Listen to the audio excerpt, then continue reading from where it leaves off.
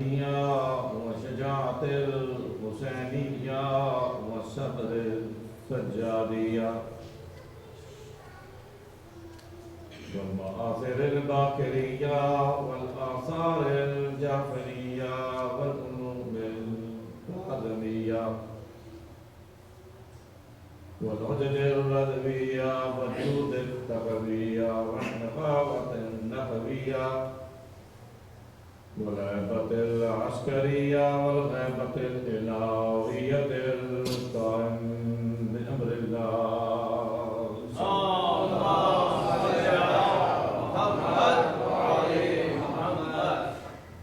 أما بعد فقد قال الله تبارك وتعالى في كلامه المجيد والفرقان الحميد وقوله الحق وهو أصدق الصادقين. بسم الله الرحمن الرحيم. وأن هذا صراطي مستقيما فاتبعوه ولا تتبعوا السبل فتفرق بكم عن سبيله ذلكم وصاكم لعلكم تتقون. اللهم صل على محمد وعلى محمد.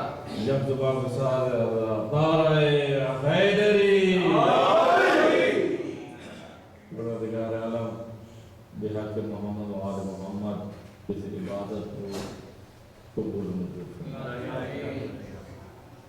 جتنے مومنین و مومنات اس دنیا سے جا چکے ہیں اس وقت جو شہید ہوئے ہیں حضرت جعفریہ کی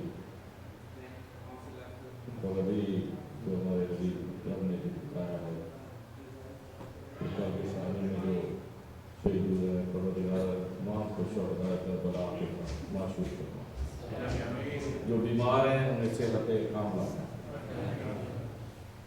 جتنے حضرات مومنین و مومنات دامے دل میں سکن قدم میں اس اداکاری کے حوالے سے اس ادارے کے ساتھ تعاون فرمائے پروردگار عالم ان کے رزق میں برکت عطا فرمائے اور ان کی توفیقات میں مزید اضافہ. ہمارے بچے جو زیر تعلیم ہیں پروردگار عالم انہیں کامیابی ہو کامرانی عطا فرمائے. قائم آل محمد کے ظہور میں تعجیل فرمائے. قائم آل محمد کے ظہور و سلام کی خاطر کھلے دل کے ساتھ وعد بلند صلوات کے لیے اللهم صل على محمد وعلى محمد. دیکھیے حضرات مزاج شناسی تو یہ ہوتی ہے جو ولایت آل محمد ہے ولایت اہل بیت ہے یہ ہمارے مزاج کی پہچان ہوتی ہے. اور اگرچہ کسی سے کوئی تعارف پہلے نہ ہو زبان کے اعتبار سے علاقے کے اعتبار سے لیکن ہمارا تعارف واحد تعارف ہمارا محبت اہل بیت ہے. اور محبت اہل بیت ایسی چیز ہے ایسا عمل ہے کہ ساری عبادت انسان کرتا رہے اگر اس کے دل میں حب آل محمد نہیں ہے تو اس کی کوئی بھی عبادت قابل قبول نہیں. یہ محرم کے جو دن ہوتے ہیں میں ہمیشہ پہلی مجلس سے کہتا چلا آ رہا ہوں کہ چاہے ایک آدمی ہو چاہے دو آدمی ہو ظاہراً طور پر وہ ادارہ وہ چند لوگ میزبان ہوتے ہیں ظاہراً طور پر لیکن حقیقت میں اس کی میزبانی جو اس کا اہتمام جو کرنے والے ہوتے ہیں کوئی کربلا سے آتا ہے کوئی شام سے آتا ہے. وہ معصومین ہوتے ہیں تو گویا کہ اس کے بلانے والے وہی ہستیاں.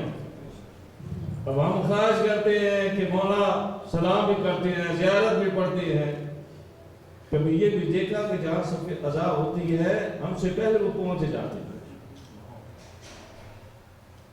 اور اس لیے ہے کہ عقیدت اور محبت کا تقاضا یہی ہوتا ہے کیونکہ دیکھیں کہ اس سب عذاب میں معصومین کی مقدس ارواح موجود ہوتی ہے. پھر ہم سوچتے ہیں یا چلو میں آج نہیں گیا تو کیا ایک آدمی کی کیا فرق ہے. جی وہاں بہت سارے لوگ ہوں گے، ویسے بھی جہاں 40-50 گھر ہوں تو اگر ایک گھر والے ایک آدمی بھی جب جاتا ہے تو پھر سب کو جانا پڑتا ہے، تو اگر ایک آدمی نہیں جاتا تو 4-5 کے جو ہے نا وہ کہتے ہیں چلو ہمارے بزرگ نہیں جا رہے تو ایک آدمی نے یار میں نہیں جاتا تو چلو وہاں تو ہو جائے گا۔ اچھا اسی طرح اب کیا بات، دوسرا بندہ اپنے گھر میں بیٹھا ہے وہ کہتا ہے جاؤ چلو آج میں نہیں جاؤں گا تو کیا ہے مجلس ہو جائے گی۔ اسی طرح تیسرا آدمی اپنی جگہ پہ بیٹھا ہے وہ سوچے اگر یہ 40 گھروں کے 40 بندے ہی یہی سوچے، اسے کیا پتا کہ پہلوں نے بھی یہی سوچ رکھا ہے، اگر سارے کے سارے یہی سوچے تو یہاں تو مجلس میں یا تو پھر کلندر شاہ ہو گیا محسن بنے گا یا مولانا کے سب بات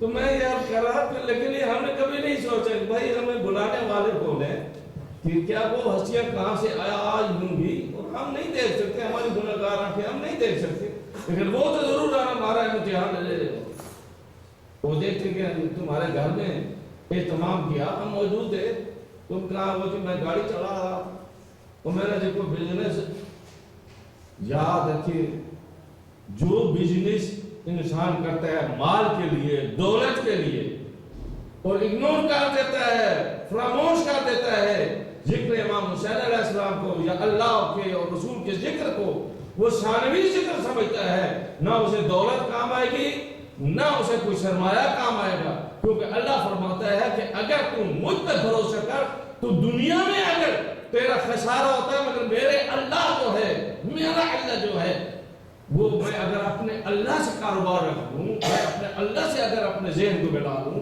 میں اپنے اللہ سے لو لگا لوں تو میرے اللہ کبھی بھی مجھے خسارہ نہیں دے گا، کبھی بھی نقصان نہیں دے گا۔ اگر اللہ سے ابھی لو لگا لیں، اگر یہاں آئے تو یہ ہو سکتا ہے کہ آپ کا جو نقصان ہونے والا ہے اس نقصان سے بھی آپ بچ جائیں اور آپ کو اتنا فائدہ پرافٹ مل جائے۔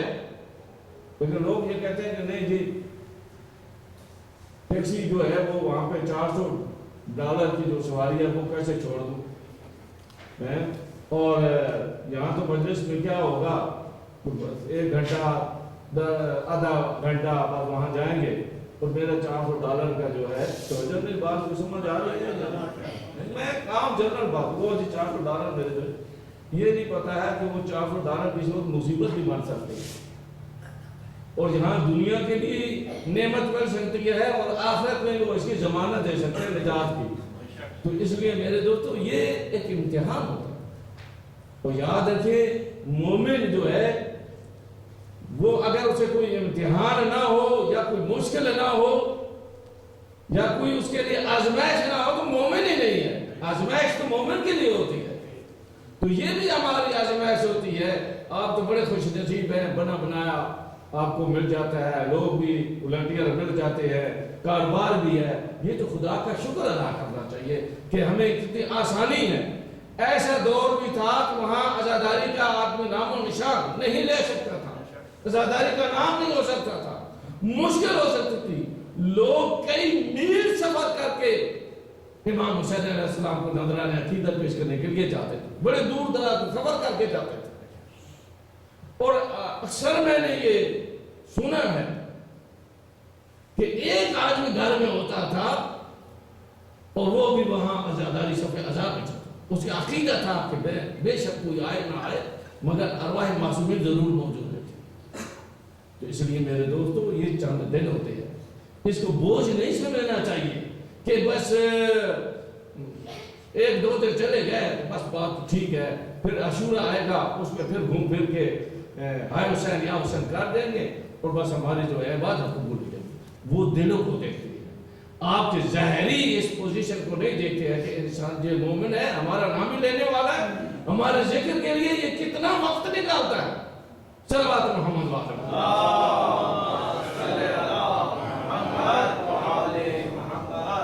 یہ اب देखिए पूरी दुनिया में जिक्र हुसैन होगा, पूरी दुनिया।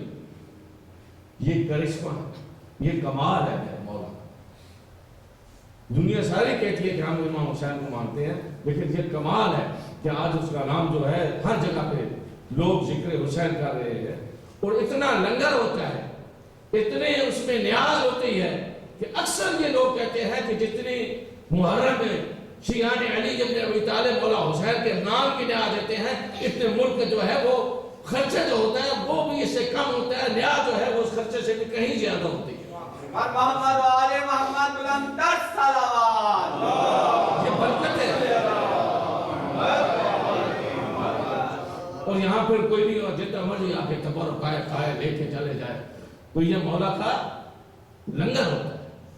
तो मेरे दोस्तों बात यह है, माशाल्लाह लोग आने शुरू हो गए। मेरी गुजारिश आपसे यही है कि मैं तो एक सादी ये गुफ्तगू, चाहे एक आदमी बैठा होगा, मैं तो मजलिस पढ़ूंगा वही 2 घंटे वाली मजलिस है।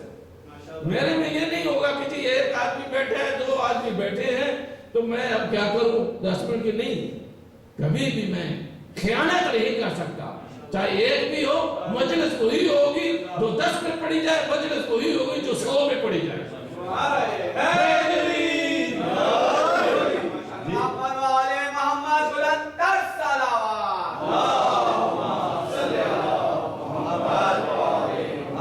तो बात हुई, अगर हर आदमी ये सोचना शुरू कर दे कि आज मैं नहीं गया तो कोई बात नहीं, भाई तुम्हारा जाएगा, मासूमीन का नहीं जाएगा। उनको जरूरत नहीं है, हमें जरूरत है उनकी। क्या कहती नहीं जाएंगे तो वो फलाना आदमी है।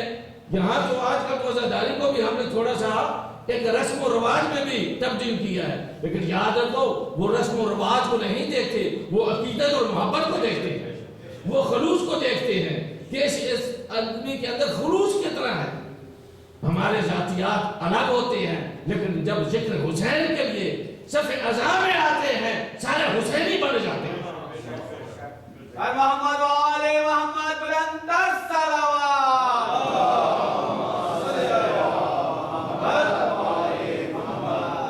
इसलिए मेरे दोस्तों कोशिश ये करनी चाहिए अपने बच्चों को खुद भी, और घर में अगर वालिदैन नहीं आएंगे, उनको नहीं पता होगा, यही तो हमारा दर्स होता है। वैसे तो हमें तो मोहलत नहीं मिलती, सुबह सवेरे अक्सर ये होता है कि कहते हैं बच्चों से मुलाकात हो, कहती जी बस हफ्ते में 1-2 दिन मुलाकात होती है। सुबह वो काम पे चलाते हैं, बच्चे स्कूल में चले जाते हैं। अब स्कूल में बच्चों को हाय हुसैन या हुसैन कौन बताएगा? स्कूल में बच्चों को उसूल दीन कौन सिखाएगा? स्कूल में बच्चों को फुरूग दीन कौन बताएगा? स्कूल में नहीं बताएंगे तो जो घर में बताने वाला है वो भी बेजुर्ग में चला गया, कारोबार में चला गया, और बेगम साहबा है वो बेचारी घर में काम कर रही। अब वो बताएगा कौन घर में बताएगा? यही तो मौका होता है, यहाँ पे मजालिस में आते हैं तो हमारे मजालिस में जो बच्चे होते हैं, आपके जो बच्चे यूनिवर्सिटी में पढ़ते हैं उनसे बेहतर मालूमात रखते हैं जो मजालिस हुसैन में आते हैं। तो इसलिए बच्चों को लाने का मतलब ये होता है। और अगर वालिदैन कहें चलो जी हम तो नहीं जाते, अगर वो नहीं गए तो बच्चे कहेगा ये कोई इतनी इंपॉर्टेंट बात नहीं है, क्योंकि बाबा ही नहीं गया तो फिर हमने क्या जाना है। तो बेगम भी कहेगी चलो जी कोई बात नहीं, भाई हमारे ना आने से मजलिस आज़ा का नुकसान नहीं होगा। नुकसान हम अपना कर रहे हैं कि दुनिया में भी शर्मिंदगी उठानी पड़ेगी और आखिरत में भी मासूमीन के सामने शर्मिंदगी उठानी पड़ेगी। मोहम्मद वाले मोहम्मद बुलंदर सलावत। मेरा लंबे बात ये है कि शरात मुस्तकीम, ये बात ये है कि अल्लाह ने फरमाया कि मेरा रास्ता जो है ये थोड़ा सा मेरे साथ बात तो जो नुस्खा देना था वो तो दे दिया।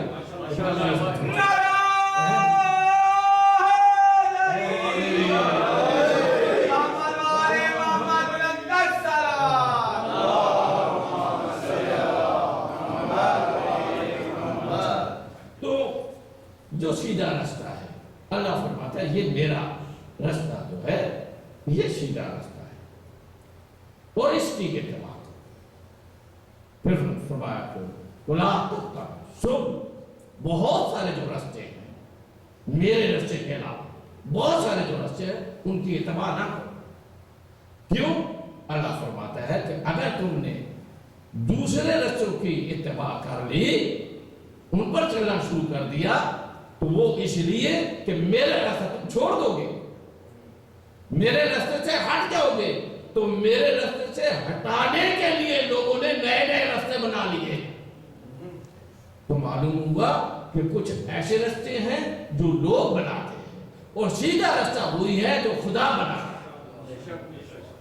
اب ہر کسی کی خواہش ہوتی ہے کہ مجھے سیدھا راستہ مل جائے، لیکن اگر لوگوں کو بنائے ہوئے راستے ہیں تو لوگوں کو بنائے ہوئے راستے کبھی سیدھا راستہ وہ نہیں ہو سکتا، کبھی سیدھا راستہ نہیں ہو سکتا۔ تو جب سیدھا راستہ نہیں ہوگا تو پھر وہ دین سے ہی کہاں ملے گا؟ دین تو تب ہی ملے گا جس دین میں سیدھا راستہ ہو۔ اور دیکھو راستہ ہوتا ہے منزل کے لیے۔ خدا کو کیا ضرورت ہے؟ اب خدا تو راستے پہ تو نہیں چلتا نا میرے دوستو، خدا ہماری منزل، خدا کو سمجھنے کے لیے اللہ نے ایک راستے بنائے ہیں کہ دیکھو توحید کو سمجھو، یہ راستہ میں بنا رہا ہوں۔ خدا ہے راستہ بنانے والا، اس نے ایک راستہ بنا دیا۔ یاد ہو کہ جب راستہ بن جائے، اگر اس راستے پر چلنے والا ہی کوئی نہ ہو تو پھر اس کو فائدہ نہیں۔ تو اللہ نے بتا دیا کہ راستہ میں بنا رہا ہوں، اور تمہیں اگر چلنے کی پرابلم ہو تو اس راستے پر چلانے والے کے رہنما بھی میں بنا رہا ہوں، جو جیسے میرے رہنما تمہیں بتائیں گے، جیسے جیسے سگنل تمہیں ملیں گے ویسے ویسے تم چلتے جاؤ۔ دیکھو دنیا میں راستے ہوتے ہیں، آپ چلتے ہیں، سگنل ہے، اب سگنل لائٹ آپ کو بتاتی ہے یہاں آپ نے رک جانا ہے یا آپ نے آگے چلنا ہے۔ سگنل آپ کو صحیح رہنمائی کرتا ہو۔ آپ کو ایک اور بھی آلہ ایجاد ہو گیا، پتہ ہی نہیں ہوتا ہے کہ وہ آپ لگائیں تو آپ جہاں پہنچ جائیں۔ تو ایک رہبر کی، ایک وسیلے کی راستے کے لیے، راستہ سمجھنے کے لیے ضرورت ہوتی ہے، خالی راستہ وہ بھی ناکافی ہے۔ تو اللہ نے فرمایا کہ میں نے تو راستہ بنا لیا، لیکن اس راستے پر اگر تم چلنا چاہتے ہو تو اس سیدھے راستے کے لیے میں نے بھی کچھ ایسے رہنما بنا دیے ہیں، ایسے ہادی بنا دیے ہیں جو تم اس راستے کو نہیں سمجھتے، وہی اس راستے کو جانتے ہیں، کیونکہ یہ راستہ ان کے سامنے بنا ہے، یہ راستہ ان کے سامنے بنا ہے۔ تو دیکھیے ایک بندہ کو راستے کا پتہ ہی نہیں ہے تو مجھ سے اگر راستہ پوچھیں گے تو وہ کہے گا بھائی میں تو نیا ہوں، مجھے تو پتہ نہیں ہے، یہ آگے کہیں جا کے کہیں اور نہ مڑ جائے، مجھے تو پتہ نہیں۔ لیکن وہی بتائے گا جس نے ریسرچ کی ہو، جس نے وہ راستہ دیکھا ہوا ہو، وہی بتائے۔ تو اللہ نے کہا یہ صراط مستقیم ہے، یہ سیدھا راستہ ہے۔ اب سیدھے راستے پر چلنے کے لیے اللہ نے طریقے بتائے، اگر ان طریقوں کو استعمال کیا تو سیدھے راستے پر چل پڑے، اگر ان طریقوں کو استعمال نہیں کیا تو بھٹک پڑے، کبھی ادھر مڑ گئے کبھی ادھر مڑ گئے، کبھی منہ کو ادھر موڑ لیا کبھی منہ کو ادھر موڑ لیا، چونکہ آپ کے سامنے صراط مستقیم ہی نہیں ہے۔ محمد وعلے محمد بلندر صلوات۔ نماز پڑھ لی، نماز پڑھنے کے بعد اب سوچا صراط مستقیم کدھر ہے، تو ادھر مڑنے سے صراط مستقیم تو نہیں ملے گا، صراط مستقیم تو وہاں سے ملے گا جنہیں اللہ نے کہا ہے کہ ان کا راستہ یہی صراط مستقیم ہے۔ تو میرے دوستو دین جو ہے وہ دین اللہ کو پسند ہے جسے اللہ نے صراط مستقیم بنایا، جو صراط مستقیم ہے۔ صلوات محمد علیہ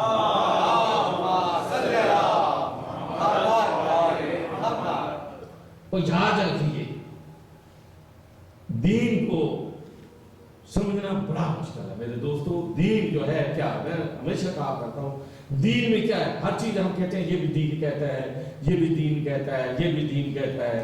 اب ساری چیزیں جو ہیں دین میں ہیں تو کس چیز کو اپنائیں؟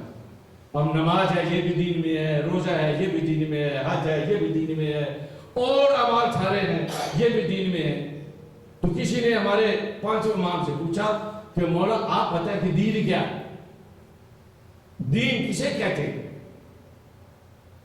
تو مولا نے فرمایا کہ دین کی بنیاد بنی الاسلام علی خمسۃ، کہ دین کی بنیاد جو ہے وہ 5 چیزوں پر ہے۔ کتنی چیزوں پر ہے؟ 5 چیزوں۔ صلوات بلند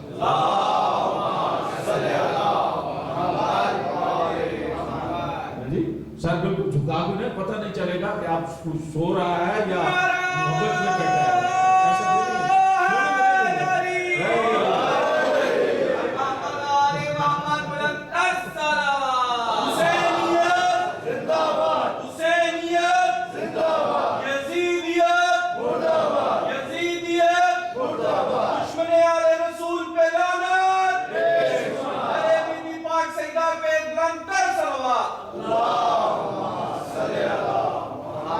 جب دین کو نہیں سمجھیں گے تو پھر صراط مستقیم کیسے ملے گا، وہ رستہ کیسے ملے گا؟ تو اس صراط مستقیم کو حاصل کرنے کے لیے پہلے دین سمجھیں. لیکن دین کو کیسے سمجھیں گے؟ ہر چیز جو ہے کہتے ہیں یہ ہے، نماز ہے، روزہ ہے، حج ہے، یہ دین ہے. تو یا تو ایک چیز کو اب جیسے نماز پڑھ کے نماز پڑھے تو صرف نماز پڑھ لی، روزہ نہیں رکھا، حج نہیں کرتا، یا اس پہ ایمان نہیں ہے، عقیدہ نہیں ہے، تو کہے کہ میرے پاس پورا دین ہے. نہیں، روزہ آدمی رکھ لیتا ہے اور نماز نہیں پڑھتا، وہ کہتا ہے بس جی چونکہ روزے کے بڑے فضائل ہیں تو لہذا میرے پاس دین ہے. نہیں. اور بعض لوگ تو یہ سمجھتے ہیں نہیں ہے کہ نماز اور روزہ یہ تمام مجموعہ ہے عبادت کا. لیکن جب تک آپ دین کو نہیں سمجھیں گے تو کسی عبادت کو نہیں سمجھ سکتے. کسی نے پوچھا مولا وہ 5 چیزیں کیا ہیں؟ تو مولا نے فرمایا پہلی چیز اقام الصلاۃ، پہلا جو ستون ہے دین کا وہ ہے نماز. تھوڑا سا بول بھی پڑا ہے، پہلا ہے نماز ہے، نماز. اور دوسرا روزہ ہے، تیسرا حج ہے، چوتھا زکوٰۃ ہے، اور 5واں امام فرماتے ہیں وہ ولایت نا، اور ہم آل محمد کی محبت ہے. محمد آل محمد بلند الصلوات.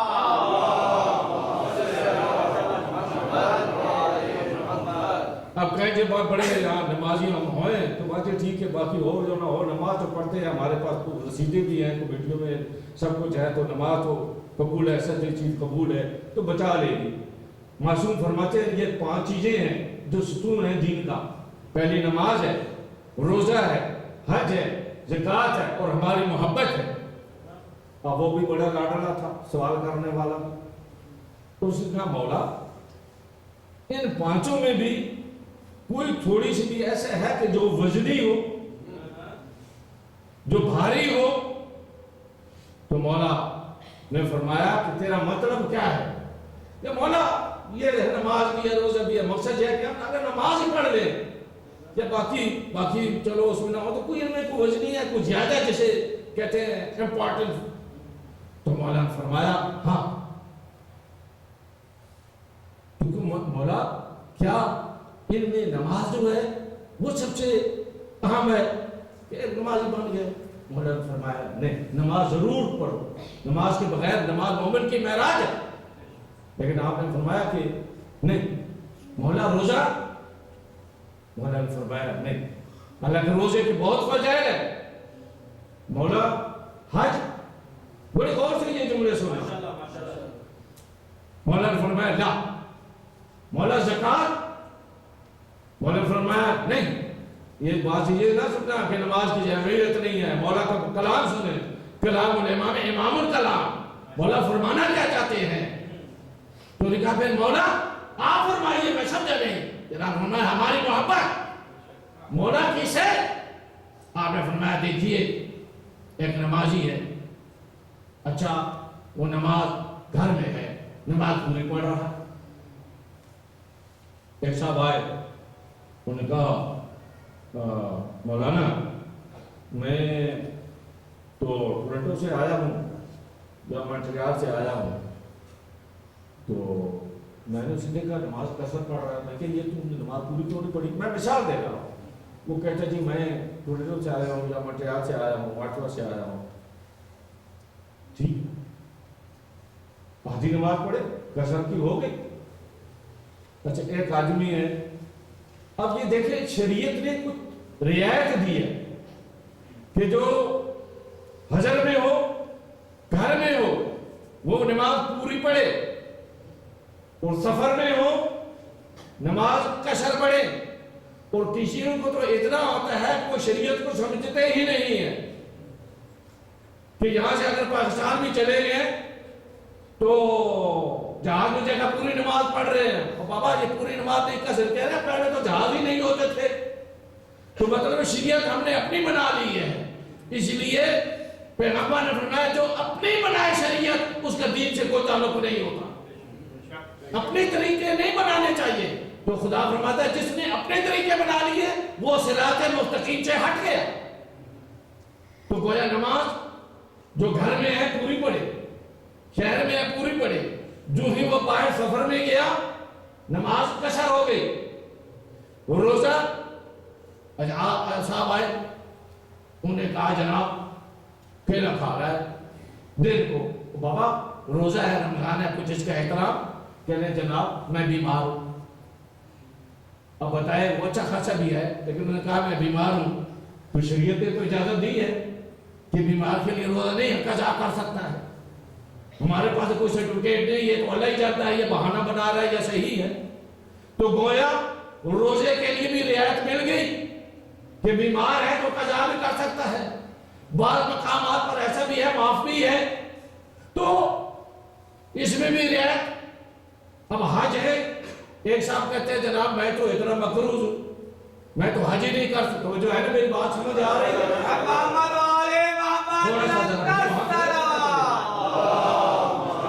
ایک آدمی حج کرتا ہے وہ کہتے ہیں جناب میں اتنا مقروض ہوں میں تو حج نہیں کر سکتا، تو اب بتائیں اس پہ حج واجب ہے؟ نہیں۔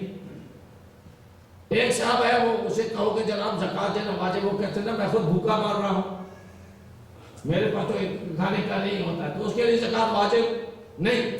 تو معلوم ہوا کہ نماز بعض جگہوں پر واجب ہے، بعض جگہوں پر نماز قصر ہے، روزہ واجب ہے، بعض جگہوں پر روزہ اسی طرح ہوتا ہے قضا ہو جاتا ہے، روزے کی قضا ہو جاتی ہے، بعض جگہوں پر حج جو ہے وہ ساخت ہو جاتا ہے، جو استطاعت نہیں رکھتا وہ حج نہ کرے، زکات جو صاحب نصاب وہ دے سکتا ہے، تو رعایت تو ہوگی، نماز میں بھی رعایت۔ اچھا جو صحیح اور تندرست ہے اس کے لیے وہ صحیح نماز پڑھے، جو کھڑا ہو کے نماز نہیں پڑھ سکتا اس کے لیے کیا حکم ہے؟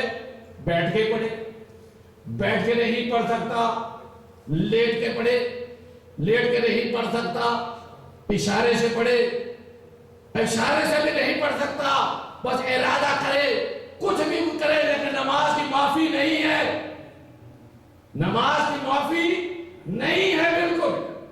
آپ کہیں گے یہ بھی کوئی عجیب بات ہے کہ شاید اس میں کوئی معافی ہو جائے کہ ہم ہر وقت ٹیکسی چلاتے ہیں یا ہم ہر وقت کاروبار کرتے ہیں دفتر میں ہوتے ہیں شاید نماز معاف ہو جائے، لیکن معصومین کا جو عقیدت مند ہے جو مولا کا ماننے والا ہے وہ یاد رکھے کسی مشکل میں بھی کیوں نہ ہو نماز معاف نہیں، لیکن پھر بھی رعایت ہے، رعایت ہے، اب پوری نہیں پڑھ سکتا قصر پڑے، روزہ پورا نہیں رکھ سکتا قضا کرے، اور اسی طرح سفر میں بھی روزہ جو ہے قضا ہو جاتا ہے، حج نہیں کر سکتا، حج نہیں کر سکتا، اس استطاعت نہیں ہے حج نہ کرے، زکات کے صاحب نصاب نہیں زکات نہ دے، لیکن معصوم فرماتے ہیں ولیکن ولایت را، ہماری جو محبت ہے چاہے صحت مند ہے چاہے مریض ہے چاہے چھوٹا ہے چاہے بڑا ہے چاہے جوان ہے چاہے بوڑھا ہے چاہے مرد ہے چاہے عورت ہے چاہے حضر میں ہے چاہے سفر میں ہے، جب تک ہماری ولایت نہیں ہوگی اس کا ایمان مکمل نہیں ہو سکتا۔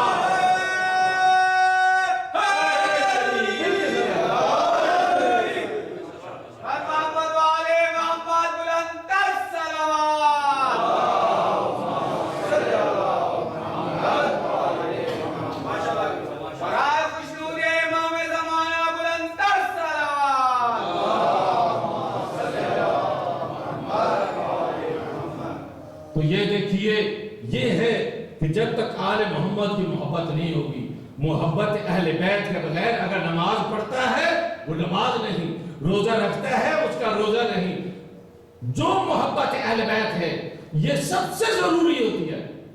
یہ جز نہیں ہے، یہ کل ہے. یہ نہ کہیں کہ محبت اہل بیت جز ایمان، میں اس کا قائل نہیں. جز ایمان نہیں، کل ایمان ہے. کیونکہ جز اگر ہو جائے پھر بھی وہ چیز باقی رہتی ہے. نہیں سمجھے؟ جز اگر ہو جائے پھر بھی وہ باقی رہتا ہے. دیکھو بندے کا اگر ایک ہاتھ نہ رہے پھر بھی بندہ تو رہتا ہے. دوسرا نہ رہے پھر بھی رہتا ہے. آنکھ نہ رہے پھر بھی بندہ تو ہوتا ہے. ٹانگیں نہ ہو پھر بھی تو ہے، یہ بندہ ہے، انسان ہے. یہ جز چلا گیا پھر بھی ہے. لیکن یاد رکھو آل محمد کی محبت یہ جز نہیں ہے، یہ کل ایمان ہے. جب تک آل محمد کی محبت نہیں ہوگی جتنی نماز پڑھتے رہے وہ نماز نہیں ہوگی.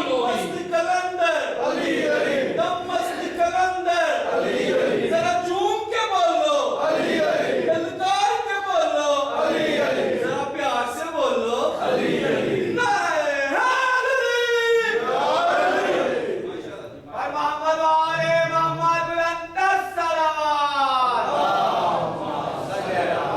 آپ کی محبتوں کو دیکھتے ہوئے تو میرا بھی دل چاہتا ہے تو حقیقتوں سے ہے بے خبر نہ علی کو دیکھ مجاز میں. تو حقیقتوں سے ہے بے خبر نہ علی کو دیکھ مجاز میں. یہ راز حق ہے نہ آ سکتے گا تیری سمجھ شعبہ باز میں. در کعبہ جو رکھے جمی تو حرم کی اس کو کہے زمین. تیرے دل میں حب علی نہیں تجھے کیا ملے گا؟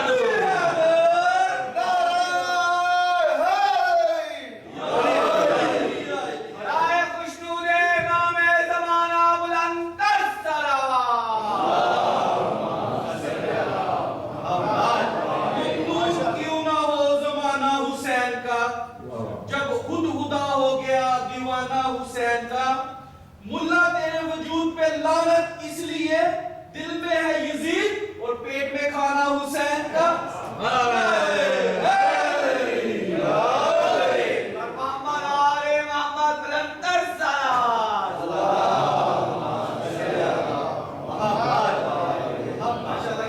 تو میں یہ عرض کر رہا تھا کہ آل محمد کی محبت جو ہے یہی صراط مستقیم ہے. اور اس صراط مستقیم کے لیے انسان کو بڑے بڑے امتحانات سے گزرنا پڑتا ہے. صراط مستقیم اس طرح نہیں ملتا. ہر کو تلاش کرتا ہے کہ مجھے صراط مستقیم مل جائے. لیکن یاد رکھیے میرے دوستو، میں پھر آپ کو دہراتا ہوں کہ دین جو ہے، اس دین کو اگر آپ نے لیا آل محمد سے تو پھر تو پریشانی کی بات نہیں ہے. لیکن اگر دین آپ نے کہیں اور سے لیا جنہوں نے اپنی مرضی کے راستے بنائے ہیں تو پھر آپ کو تلاش کرنا پڑے گا. وہاں تو صراط مستقیم ہی نہیں ہے، وہاں صراط مستقیم ہی نہیں ہے تو آپ کو دین کیا چاہیے؟ اور اس دین کے لیے اللہ نے فرما دیا کہ دین آدم بھی لائے دی، نوح بھی لائے دی، موسیٰ بھی لائے دی، ابراہیم بھی لائے دی، جناب عیسیٰ بھی لائے دی. سارے نبی دین لائے. لیکن اللہ نے کسی کے دین کے مکمل ہونے کی سند نہیں دی. آدم کے دین کو نہیں کہا کہ اے آدم تیرے اس دین کو میں نے مکمل کر دیا. نوح کے لیے نہیں کہا کہ میں نے تمہارے دین کو مکمل کر دیا. موسیٰ کو نہیں کہا کہ تیرے دین کو میں نے مکمل کر دیا. تو معلومات دین وہی چلا آ رہا تھا. دین وہی چلا آ رہا تھا. توحید جناب آدم نے بھی بیان کی، توحید جناب موسیٰ نے بھی بیان کی، توحید جناب عیسیٰ نے بھی بیان کی. سارے نبیوں نے دین وہی چلا آ رہا تھا.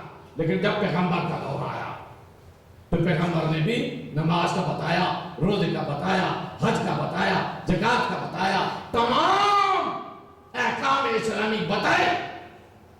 یہاں تک کہ مسجد میں داخل ہونے کے آداب بتائے، بیٹھنے کے آداب بتائے، کھانے کے آداب بتائے، بات کرنے کا طریقہ بتایا، خلق عجیب کے مالک نے بات کرنے کا سلیقہ بتایا، معاشرے کے طریقے بتائے، رشتہ داروں کے حقوق بتائے، اولاد کے حقوق بتائے. سب کچھ بتانے کے باوجود اب کوئی چیز تو باقی نہیں رہی تھی.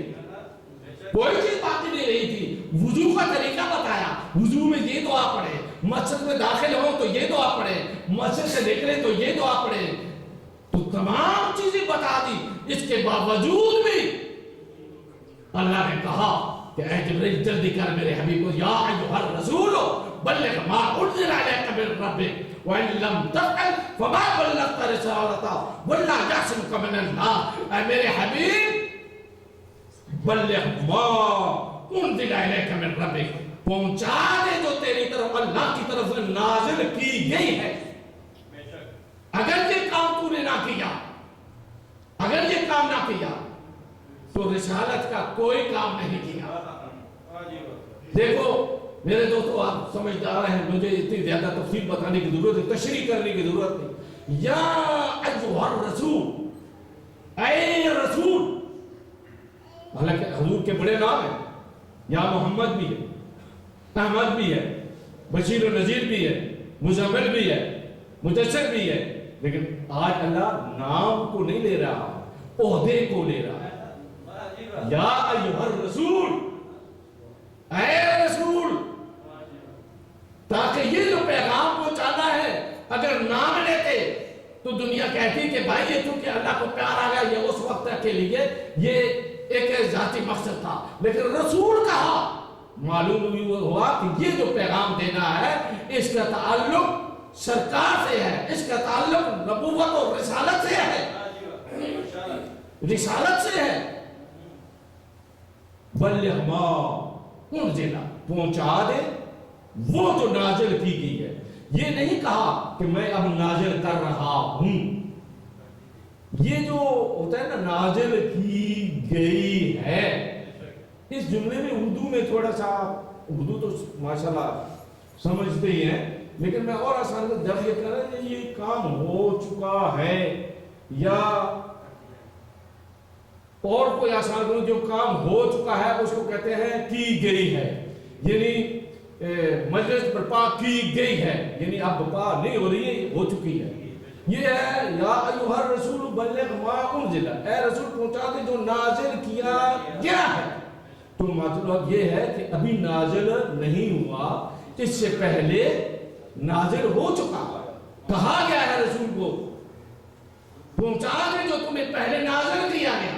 تو اس کا مطلب یہ ہے کہ پہلے بھی یہ جبرائیل آیت لے کر آئے، لیکن حضور نے یہ فرمایا ہوگا، عرض کی ہوگی پروردگار ابھی تو ہم رستے میں ہیں، ابھی تو رستے میں حج کر کے آ رہے ہیں، ظاہر ایک جگہ پر پہنچے، دیکھو نا جب کوئی رستے میں آدمی ہو تو سکے جناب یہ بڑا امپورٹنٹ کام آ گیا ہے، ان کا یہاں پہلے گھر پہنچنے دو، شہر پہنچنے دو، پھر اس کو کریں گے۔ یہی اکثر یہ ہوتا ہے کہ گاڑی والے کو ٹیلی فون کرو، وہ جناب میں ابھی ڈرائیونگ کر رہا ہوں، میں جب ابھی منزل پہ پہنچوں گا پھر آپ کو ٹیلی فون کروں، مطلب یہی ہوتا ہے۔ تو پہلے یہ پیغام آ چکا، تو پیغمبر نے کہا کہ حج پہ جا رہے ہیں، وہ واپس جا کے اس کا اعلان ہوا، لیکن اس کے بارے میں جب کچھ چیز مگوئیاں ہونے لگی، پتہ چلا کہ حضور یہ اعلان کریں گے، اور جلدی جلدی اپنے اپنے علاقوں کو انہوں نے جانے کا ارادہ کیا، تو پھر خدا کی طرف سے جبرائیل آئے، یا ایھا الرسول بلغ ما انزل الیک من ربک، میرے حبیب ابھی موقع ہے یہ پہنچا دو، کیونکہ اگر یہ پہنچایا نہ کہا تو کوئی ادھر چلا جائے گا، کوئی ادھر چلا جائے گا، کوئی ادھر چلا جائے گا، یہی موقع ہے پہنچا دو۔ اور اگر توقع کیا نہ پہنچایا تو رسالت کا کوئی کام نہیں کیا، رسالت کا کوئی کام نہیں کیا۔ تو یا اللہ اتنا امپورٹنٹ، اتنا ضروری ہے پیغام کہ ابھی پہنچائے۔ رستے میں مصلحت یہ تھی کہ بلغ ہے، پہنچا دے، یہ نہیں ہے ان کو سنا دے۔ دیکھیں پیغام کا یہ ہے، جب کہتے کہ آپ اعلان کر دیں، پہنچا دے، پہنچانے میں، سنانے میں، بتانے میں، دکھانے میں یہ تھوڑا سا فرق ہوتا ہے۔ پہنچائی وہ چیز جاتی ہے، جب جناب یہ چیز پہنچائے، مطلب یہ ہے کہ یہاں سے جہاں تک جانی ہے وہاں تک وہ پہنچ جائے، یہ ہوتا ہے پہنچنا۔ ایک ہوتا ہے بھیجنا، بتانا، بس کسی نے سنا کسی نے نہیں سنا۔ پہنچانا یعنی جہاں تک بھی ممکن ہے وہ چیز پہنچ جائے۔ خدا نے کہا یہ پہنچا دے۔ اب 1,24,000 صحابہ کرام کا مجمع، اب 10 آدمیوں میں بھی تقریر کرے تو لاؤڈ سپیکر کی ضرورت ہوتی ہے، اب وہاں 1,24,000 کا جہاں مجمع ہے وہاں رسول کس طرح پہنچائیں گے؟ تو اللہ نے کہا میرے حبیب انتظام میں کرتا ہوں. تو گویا انتظام خداوندی بھی تھا, وہ یہ تھا. انہوں نے کہا کہ اچھا سارے جب لوگ اکٹھے ہو گئے, میں پورا واقعہ نہیں پڑھ رہا, بس ہو چکے ایک جملہ میں لے کر آتا دین پہ. تو جب سارے لوگ اکٹھے ہو گئے, جب جا چکے تھے, ان کو بلایا گیا, جو آ رہے تھے ان کا انتظار کیا گیا, تو ضرور چاہے میں گوئے ہوں گی کہ بھائی نماز کا بھی حکم مل چکا, روزے کا حکم بھی مل چکا, زکات کا بھی حکم مل چکا, سارے احکام تو مل چکے, یہ کون سا ایسا عمل ہے جسے جناب بلال کا حج علاؤ خیر العمل, یہ خیر العمل ہے کیا؟ تو دیکھا تو اس وقت رسول نے فرمایا, تو کسی نے یہ سوچا ہوگا کہ یار چلو سن ہی لو کیا کہتے ہیں, سن لے ہر کوئی. لیکن پیغمبر سمجھتے تھے. دیکھنا ایک آدمی کو پابند کرنا ہو نا, ٹھہرانا ہو, اس کا طریقہ کیا ہے؟ گاڑی کی چابی رکھ لے. سمجھ آ رہی ہے بات؟ یعنی ایک آدمی ہے آپ کے پاس آیا ہے تھوڑی دیر کے لیے, اب اس کو جلدی ہے, تو مذاکرت یا جی ان کی چابی رکھ لی تو بندہ اس وقت تک پابند ہوگا. سمجھ آئے نا؟ چابی رکھ لی, محسن صاحب, محسن ملک بھائی, چابی رکھ لی, سواری کی, یعنی سواری میں ایک آدمی آیا, اب جب تک وہ سواری کا انتظام اس کے پاس نہیں ہوگا, آسانی نہیں ہوگی, تو کیسے جائے گا؟ تو میں کہتا ہوں وہ اس وقت میں بڑا عجیب یہ منظر تھا. کسی نے یہ کہا ہوگا کہ یار 2 منٹ سنیے تو ہم تو اگر یہ شروع کریں گے تو چلے جائیں گے, لیکن پیغمبر نے بھی سمجھتے تھے. انہوں نے کہا نہیں سارے پلانے اتارو تجھے. کیوں؟ جب پلانے اتر جائیں گے تو پھر جائے گا کوئی کیسے؟ تو پلانوں کا ممبر بنایا گیا. جب پلانوں کا ممبر بن گیا تو کسی نے تو کہا ہوگا یا رسول اللہ آپ تو سلیمان کے وارث ہیں, فخر سلیمان ہے. سلیمان نے تو اپنے وزیر کے ذریعے سے تخت بلقیس منگوا لیا تھا, تو وزیر بھی موجود ہے, تو آپ مدینہ سے ممبر بنوا سکتے ہیں, حکم دیتے یہاں بھی فرشتے لے آوا سکتے ہیں. لیکن یہ پلانوں کا ممبر, تو جناب نے فرمایا آدم سے لے کر آج تک میں وہ عمل دکھلا رہا ہوں, آدم سے لے کر عیسیٰ تک, عیسیٰ سے لے کر میں محمد تک, کسی نے ایسا عمل نہیں کیا, اور میں محمد سے لے کر قیامت تک کوئی ایسا عمل کرے گا بھی نہیں, کوئی ایسا عمل کرے گا نہیں. پلانوں کا ممبر بنا کر دنیا والوں کو یہ دکھلا رہا ہوں کہ جب بھی پلانوں کا ممبر یاد آئے گا تو اور کچھ بھی نہ ہو, صاحب ممبر ضرور یاد آئے گا.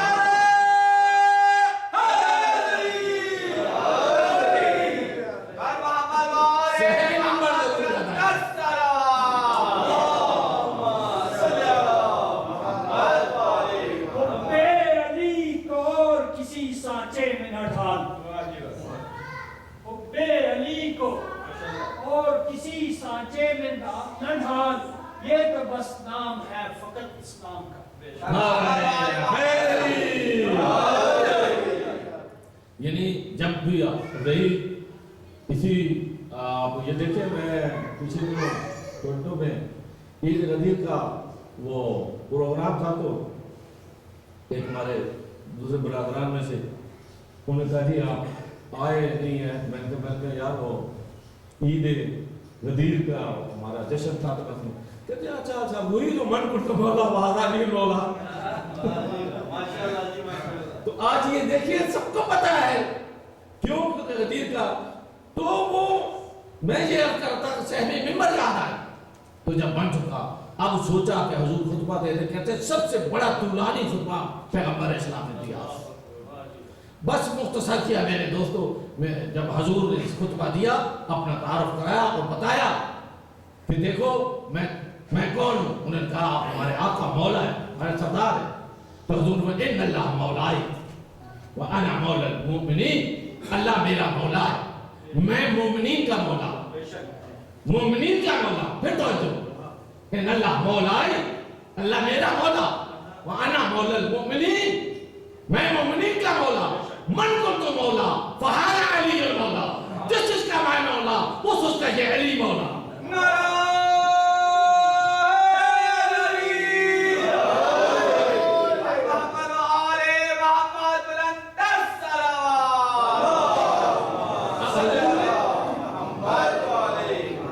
یہ نہیں کہا کہ یہ جو میرا مجمع ہے میں صرف تمہارا مولا ہوں. اور حضور نے جس جس کا میں مولا ہوں. اب جس میں پوری کائنات آتی ہے، پوری کائنات آتی ہے.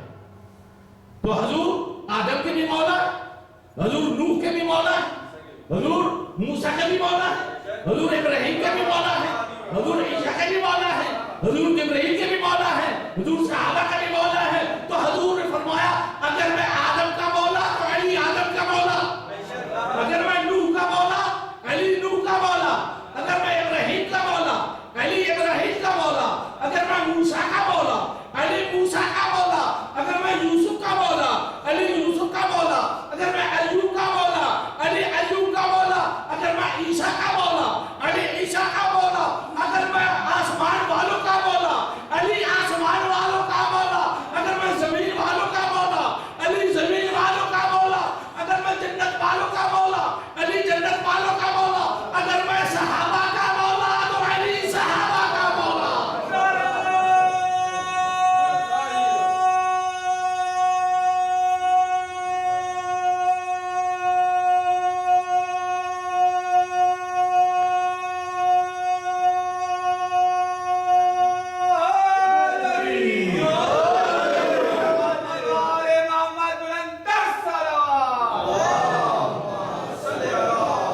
یہ جو نعرہ لگاتے ہیں، میں اکثر کہا کرتا ہوں، یہ جو نعرہ علی ابن ابی طالب کا لگاتے ہیں یہ صرف علی کا نعرہ نہیں ہے. آدم کہتے ہیں یہ میرے علم کا نعرہ ہے، نوح کہتے ہیں میرے فہم کا نعرہ ہے، موسیٰ کہتے ہیں میری حیبت کا نعرہ ہے، ابراہیم کہتے ہیں میری قدرت کا نعرہ ہے، یوسف کہتے ہیں میرے حسن کا نعرہ ہے، ایوب کہتے ہیں میرے صبر کا نعرہ ہے، عیسیٰ کہتے ہیں میرے زہد کا نعرہ ہے، کوثر کہتی ہے میرے ساتھی کا نعرہ ہے، جنت کہتی ہے میرے سردار کا نعرہ ہے، جبرائیل کہتے ہیں میرے استاد کا نعرہ ہے، صحابہ کہتے ہیں ہمارے مولا کا نعرہ ہے، محمد کہتے ہیں میرے مسیح کا نعرہ ہے، اللہ کہتا ہے میرے ولی کا نعرہ ہے.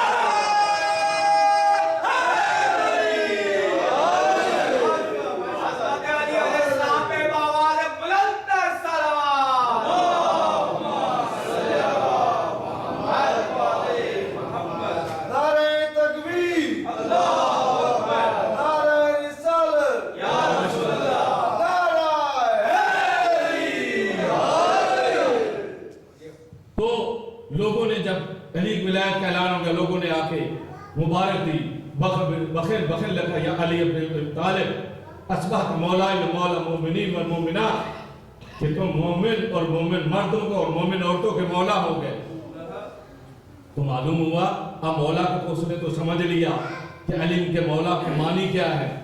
تفسیر میں نہیں جانا چاہتا. اس کے بعد ایک اور آیا اور اس نے کہا جس کا نام حارث سے نعمان فہر، وہ آیا، وہ کہنے لگا یا رسول اللہ یہ ہمیں جو آپ کے جتنے احکام آپ نے بتائے ہم نے مان لیے، روزہ نماز حج زکات تمام وہ مان لیا، لیکن آج یہ آپ نے اپنے چچا جات بھائی علی کی ولایت کا اعلان بھی کر دیا، لیکن اتنا بتائیں کہ یہ آپ نے اپنی طرف سے کیا تھا یا خدا کی طرف سے کیا تھا؟ تو حضور نے فرمایا وما ينطق عن الهوى ان هو الا وحی یوحی، کہ مصداق نے فرمایا کہ تمہیں پتہ ہے کہ میں کوئی بات نہیں کر سکتا جب تک وہاں سے اذن نہ ہو، جب تک وہاں کا حکم نہ ہو.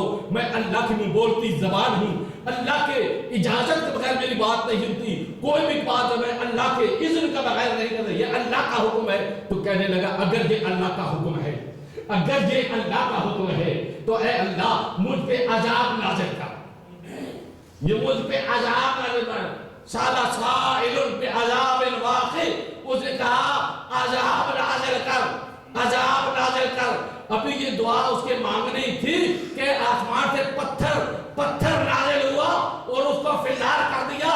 میں کہوں گا یا رسول اللہ اب رحمت للعالمین ہے، آپ کے قریب وہ آ رہا ہے، رحمت کے قریب ہوتے ہوئے عذاب نازل آیا ہے. تو جناب نے یہی فرمایا کہ اس لیے میں رحمت للعالمین ضرور ہوں، لیکن اس وقت وہ منکر ولایت علی تھا، منکر ولایت علی تھا. اور اس لیے کہ جو منکر ولایت علی ہو وہ کسی بھی رعایت کا حقدار نہیں ہو سکتا. تو اللہ نے بھی انتظار نہیں کیا، فوراً پتھر نازل کر دیا، फिन्नार कर दिया। क्यों? इसलिए क्योंकि एक हारिस वो था जो खैबर में था, उसे अली ने मारा था, उसे अली ने मारा था, वो तौहीद का मुनकर था। ये हारिस वो था जो विलायत अली का मुनकर है। तो यहाँ पता चल गया जो तौहीद का मुनकर है उसे अली ने मारा, और जो विलायत अली का मुनकर है उसे खुदा ने मारा।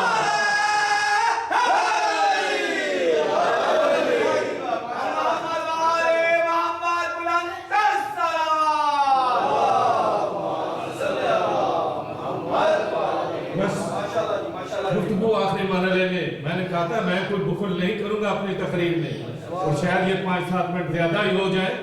तो उस वक्त कुरान क्या है, अल-यौम अकमलतु लकुम दीनकुम व अतममतु अलैकुम निअमती व रज़ीतु लकुमुल इस्लाम दीना। आज दीन मुकम्मल हुआ, आज नेमतें तमाम हैं।